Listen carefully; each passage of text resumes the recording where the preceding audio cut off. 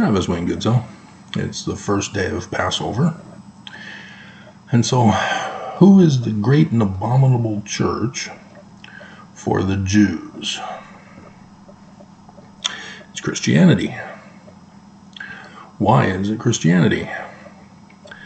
Because Christianity was created by Roman Emperor Constantine in the year 325 CE.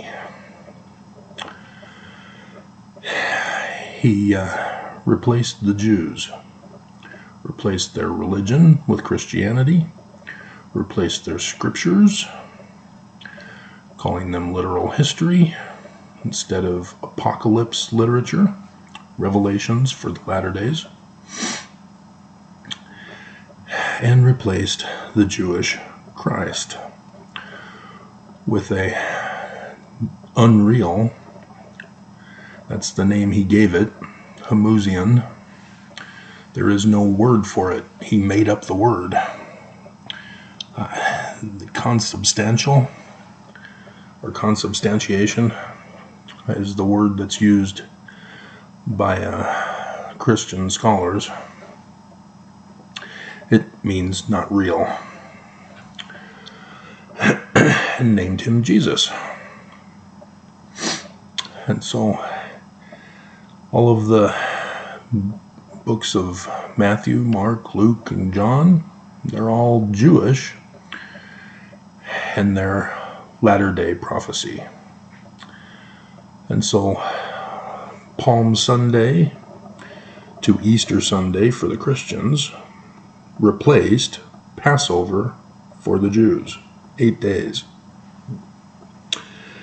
And it's Passover for the Jews is the apocalypse symbol of 8 years for the latter days. And John in Revelation gives us that time frame, the beginning with the birth symbol in heaven, sign in heaven, in chapter 12, and in Revelation chapter 19, the final day symbolized by a death sign in heaven. And it's also portrayed in many other scriptures as the 3 days of darkness. The Matthew, Mark, Luke, John apocalypses include both 3 hours as well as 3 days. The 3 hours is when Jesus is on the cross, which didn't exist during the Roman period. That wasn't their method. For 3 hours of darkness, and then in the tomb for 3 days. And so the Jewish Christ is Deuteronomy chapter 18, verses 15 through 19, in which we are told that the stories of the Bible, the Jewish scriptures, I don't want to call it Old Testament because it suggests that it's a testament of Jesus. And that's not the case. That's what the Christians did to replace the Jewish literature, turned it into literal history. But those scriptures are likewise to be understood as apocalyptic literature as well. And so they're not to be taken as literal history. Moses did not exist. He's a symbolic character, and we are told in that Deuteronomy passage that the future Christ, whom Isaiah names specifically Emmanuel, which is his surname,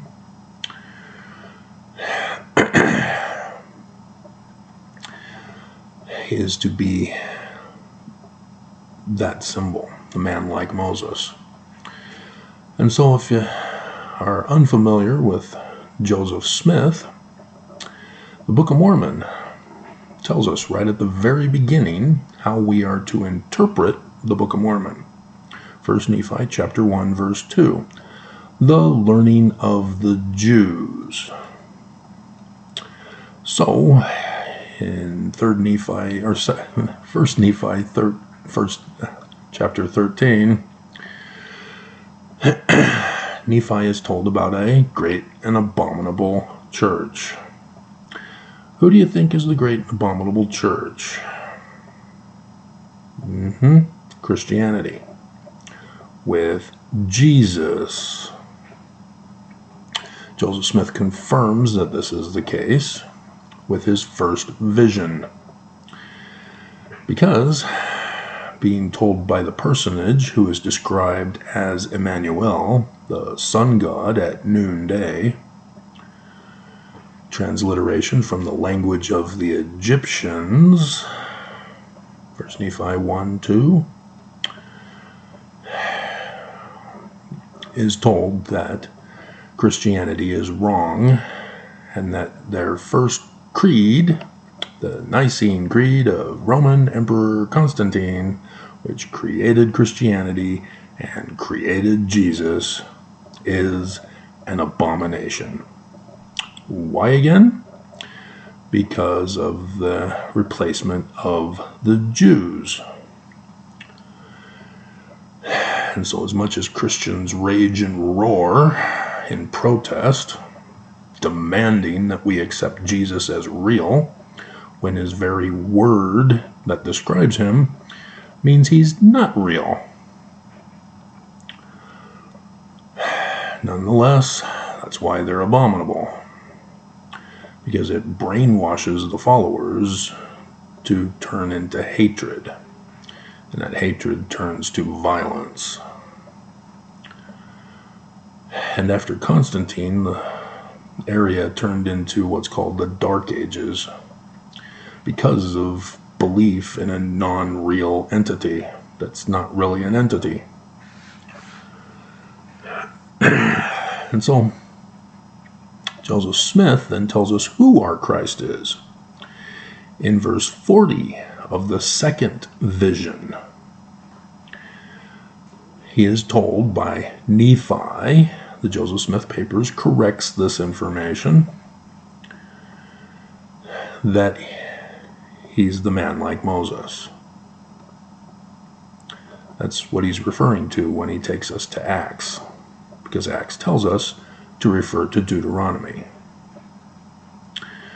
And in section 103, verses 15 through 18, somewhere around there, he talks about the man like Moses for the latter days. That's Joseph's church that he organized, was to restore the ancient pre-Roman period church. Because he doesn't believe in Jesus now, does he? I'm sure Mormons aren't raging. Mormons are believing. They believe in their founder. They believe in the Book of Mormon, right? They would never rage like a Christian to demand that we accept Jesus as real, would they? Because didn't we just have a general conference where Nelson said Happy Passover starting on the evening of the 5th? Didn't he? Didn't he talk about the learning of the Jews from the Book of Mormon? And that the man like Moses is coming? And it's actually supposed to be here, if you know the dates from the book of Revelation, chapters 12 to 19, chapters 12 and 19, for the first and last year. Yeah, Revelation chapter 12, 23rd September 2017. Revelation 19, 8 April 2024. And so, yes, Joseph Smith is talking about a Jewish form of religion.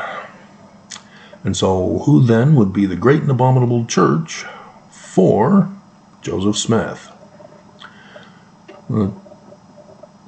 Any church with Jesus, Christianity.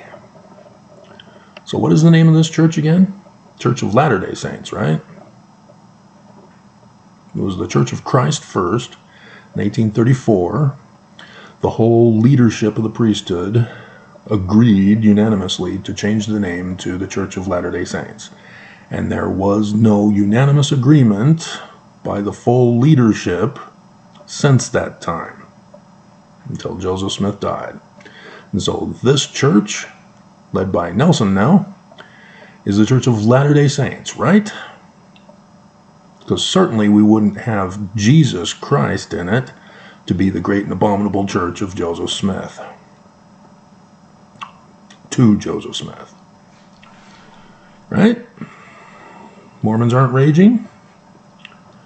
Mormons are able to have a peaceful dialogue, a civil dialogue, as Nelson talked about. You're not going to troll me. You're not going to put thumbs down. You're not going to send a hate comment. You're not going to bear false witness of Jesus. Right? You're going to be good and civil like adults. Right? And so he then explains further in that passage in verse 16 in Deuteronomy, or Doctrine and Covenants, chapter 103.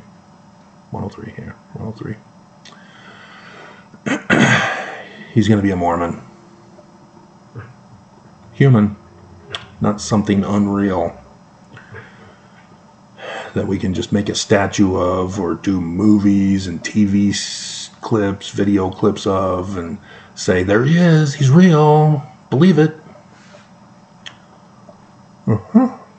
Right? You can be civil about it. Have a civil dialogue about it. You're going to obey the living prophet of the learning of the Jews, right? That's who Nelson is. He's the living prophet for the learning of the Jews, right? And so, the Passover. I could do it of Palm Sunday to New Testament, which I did already. I've done those videos. And it is a pattern. Different people tell it in different ways, different time periods, different names of characters, etc. So instead of Jesus, it's now Moses. And so Moses is at the top of the mountain to start the ministry. Just as in Matthew, he begins at Utah, the top of the mountains, and then goes to the top of the mountain to confront Lucifer. There are patterns here. And so, yes, the start of the Mormon of the latter days would be in Utah. And he's told to save the Mormons from the great and abominable church. But it's not this church with Nelson, because Nelson's the living prophet of the learning of the Jews, right? And so he complains, and he needs somebody to help him. Gets Aaron, his brother. And so they take their serpent staffs, and they ride triumphantly into Egypt on a donkey, or a colt, or an ass, depending on which text you're referring to. It's most likely a camel in this story.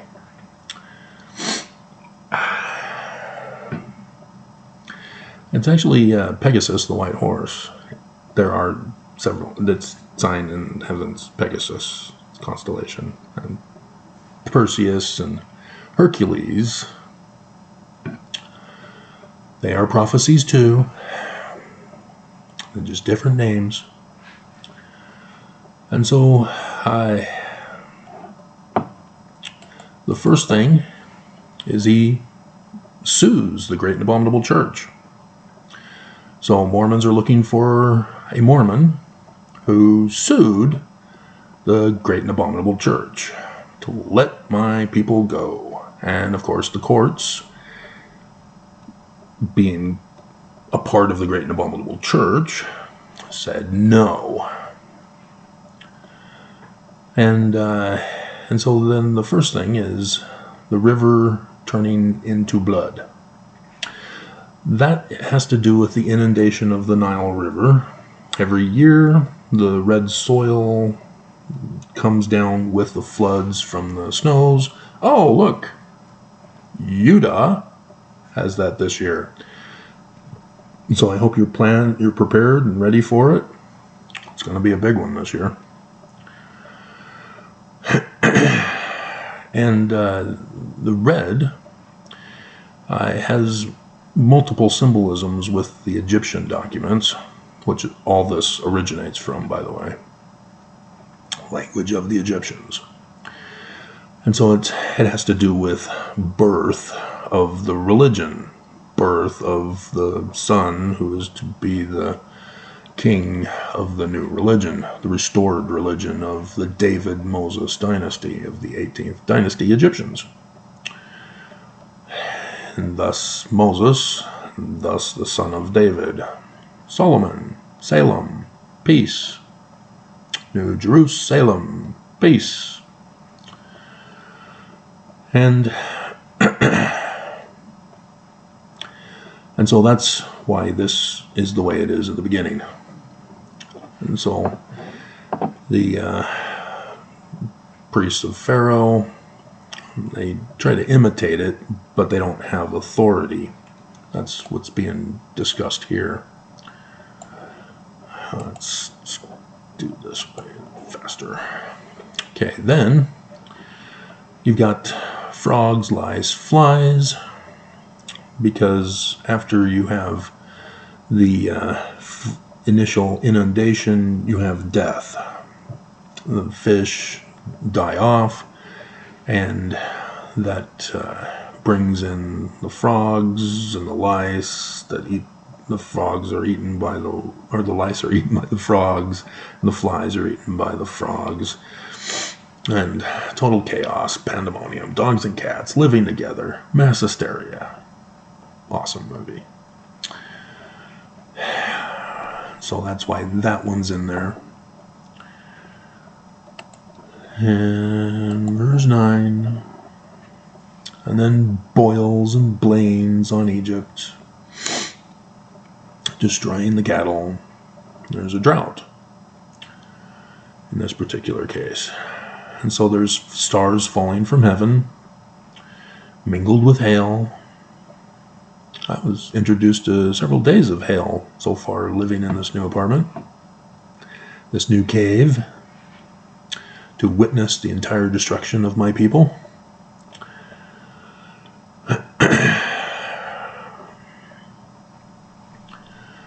And so that also is supposed to remind you of Sodom, destroyed by falling stars from heaven. Virgo has falling stars, where the full moon of Passover is there at the birth star of Bethlehem, Spica, house of bread, with the two falling stars of Virgo. So, isn't that interesting? Wouldn't that be nice if this was the Exodus year instead of 2020 and 2022 for the second harvest, which Mormons missed? Chose to stay behind and become a pillar of salt of the Great Salt Lake, as in the story of Sodom. And so then you get the Utah locusts, the Mormon locusts, which are technically more prominent in Wyoming, I understand. They're not really Utah locusts, but regardless, I'm not following that too closely. This is followed by 3 days of darkness. Oh, look at that pattern. And then Moses is cast out,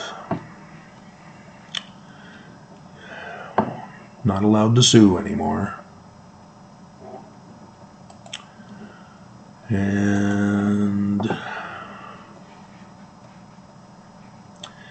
And then apparently the Mormons are supposed to ask for jewels and gold of their neighboring Mormons.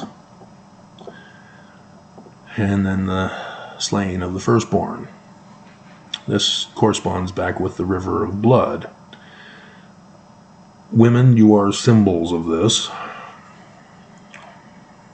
And your monthly cycle is part of that symbol. And so, the death of the firstborn. Even David and Bathsheba, their firstborn, died. And so Solomon is technically the usurper of the throne of the firstborn who died, following the same pattern as with Moses here. So the firstborn of Pharaoh, who is supposed to succeed to become the Pharaoh, is dead, so there's no succession to the throne anymore. The great and abominable church is now shut off and fallen. The fall of the great and abominable church.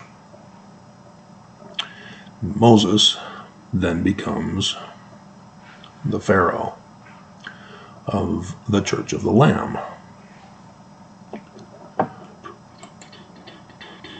And I think there's several, and then the Feast of Unleavened Soda Crackers.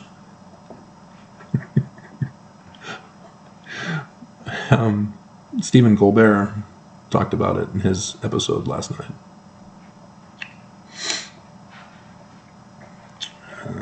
So it's not quite 400 years. That's another symbol. We'll just say symbol.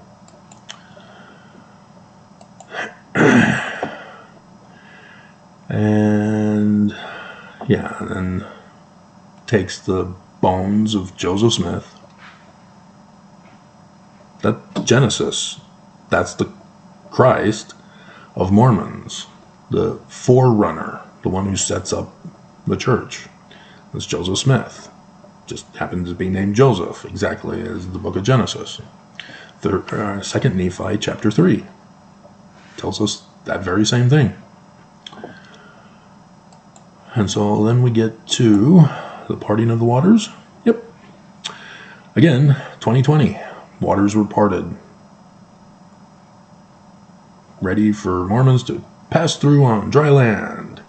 And then they were given a second opportunity in 2022.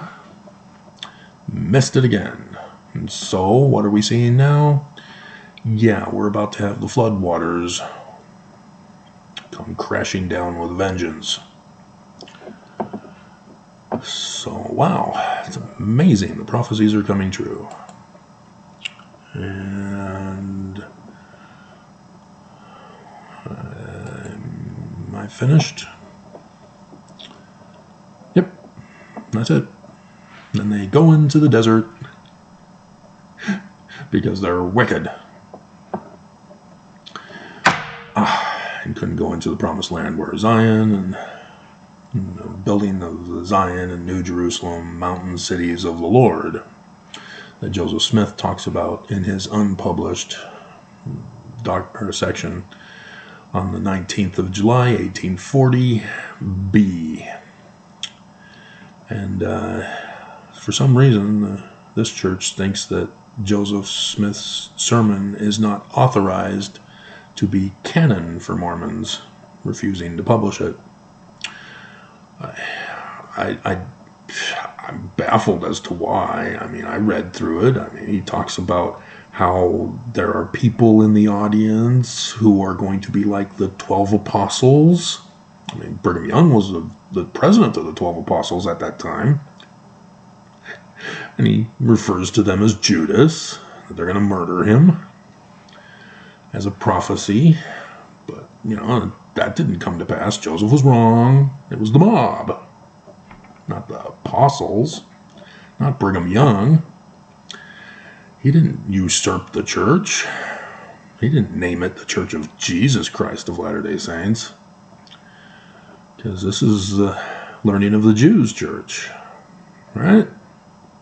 Gonna have a civil discussion? Gonna obey the living prophet of the learning of the Jews? With Emmanuel as his name? But to avoid the too frequent repetition of the name Emmanuel, we're going to use Melchizedek instead. Because we don't want to repeat the too frequent name. I mean, Nelson does Jesus, because that's not his name. So we can use Jesus in place of Emmanuel, right? So we just He could easily name it the Church of Jesus Christ of Latter-day Saints, and it would just be Emmanuel, as we would tell people on missions. It's really Emmanuel, but to avoid the too frequent repetition of the name Emmanuel, we call it Jesus Christ. Right? Something like that. So, that's the Passover. And here we are in the final year of the latter days.